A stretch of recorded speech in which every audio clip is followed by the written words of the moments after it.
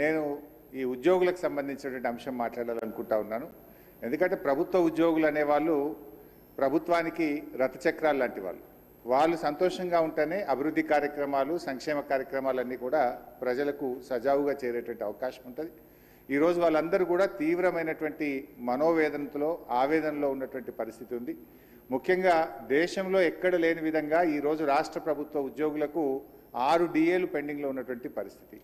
అదేవిధంగా పీఆర్సీ అధ్యక్ష, ఈ ప్రభుత్వం వచ్చి 2 సంవత్సరాలైనా ఇంతవరకు పీఆర్సీ ఇవ్వలేదు. ఉద్యోగులందరూ కూడా కోరుతా ఉన్నారు వెంటనే పీఆర్సీ విడుదల చేయాలని. గతంలో కేసీఆర్ గారు 43-39% పీఆర్సీని మా ప్రభుత్వం ఇచ్చింది అధ్యక్ష.